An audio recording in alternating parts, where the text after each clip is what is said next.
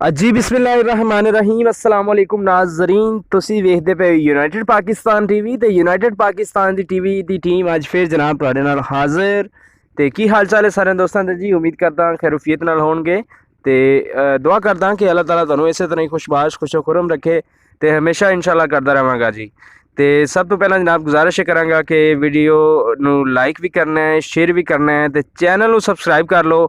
नाल ही बैल आइकन का बटन है वह भी प्रेस कर लो। मकसद ये वे कि हर नवीं तो नवीं ते लेटेस्ट वीडियो जिहड़ी भी वीडियो अपलोड होंदी मेरे सब तो पहला दोस्तों भरावां कोल पहुँच जाए। बैल आइकन का बटन प्रेस करने का मकसद ये वे कि तुहाडे कोल सब तो पहला नोटिफिकेशन पहुँच जाए। तो अज जनाब बहुत ही खूबसूरत जी गाल लैके आए जनाब तुहाडे वास्ते। देख सकते हो माशाल्लाह गावां तो सारियां खूबसूरत होंदियां ने लेकिन हर एक चीज़ का जिहड़ा है अपना ही म्यार हुंदा है। तुसीं देख सकते हो माशाल्लाह थब्बियां दा हवाना जनाब सोहना थण लगा है। देख सकते हो इंतहाई खूबसूरत ते प्रिंटेड गाय माशाल्लाह ए तुहाडे सामने जनाब तुसीं वेख सकते हो थब्बियां दा हवाना है जनाब ते सोहना थण भी सोहना लगा है ते पहलन वैड़ है जनाब। ए जनाब पहलन वैड़ है ते मूँह चू खीरी है। ये तुसीं देख सकते हो माशाल्लाह बहुत ही खूबसूरत हवाना सोहना हवाना लगा होया है। पहलन ने सरकार मूँह चू खीरी है जी। सोहनी गाय माशाल्लाह इंतहाई खूबसूरत और शानदार है। देख सकते हो तुहाडे सामने जनाब स्क्रीन ते तुसीं वेख रहे हो माशाल्लाह हवाना विखा रहे हैं तुहानू बार बार माशाल्लाह सोहना हवाना सू पहलन वैड़ है ते हवाना चंगा कीता सू माशाल्लाह। ते ए जनाब 4-5 दिहाड़े लैंदी है ते बाकी तुहाडे सामने तुसीं वेख सकते हो माशाल्लाह प्रिंटेड गाय सोहनी गाय माशाल्लाह तुहाडे देख रहे हो कद काठ भी चंगा सू ते बाकी चीज़ां जनाब तुहाडे सामने ने तुसीं देख सकते हो माशाल्लाह बहुत ही खूबसूरत पहलन वैड़ है ते मूँह चू खीरी है।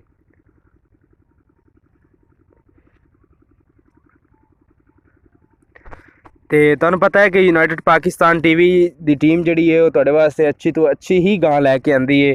जो ना हो बिल्कुल भी नहीं अपलोड करी दी वीडियो।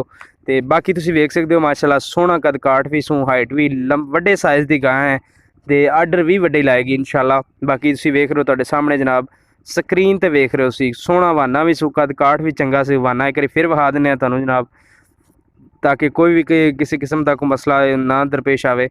तुसीं वेख सकते हो पहलन वैड़ है माशाल्लाह सोहना हवाना कीता सू ते प्रिंटेड गां माशाल्लाह। ते आ वेख लो जनाब थण भी सोहना लगा माशाल्लाह चारे थण वेखो सोहने थण ने माशाल्लाह। पहलन ये जनाब ते मूँह चू खीरी है ते बाकी जनाब इहदी गल करा मैं डिमांड दी ते डिमांड भाई यारां को पुछी मलक साहब होरां कोलों ते डिमांड इहदी कर रहे हैं जनाब 3 लाख रुपए। 3 लाख रुपए डिमांड है जनाब। पहलन वैड़ है तो मूँह चू खीरी है ठीक है। मजीद मालूमात वास्ते इन्फॉर्मेशन वास्ते दिते गए नंबरों पर रबता तुसीं जरूर कर सकते हो। स्क्रीन पर भी साढ़े नंबर मैंशन किए गए हैं जिन्नी भी सोशल लिंक आईडिया ने अकाउंट्स ने वह भी मैंशन किए गए हैं जनाब। मजीद डिस्क्रिप्शन च भी तुहानू हर चीज़ मिल जाएगी साढ़े नंबर भी मिल जाएंगे तो जिन्ने भी साढ़े सोशल अकाउंट ने लिंक आईडिया ने वह भी मिल जाएगियाँ।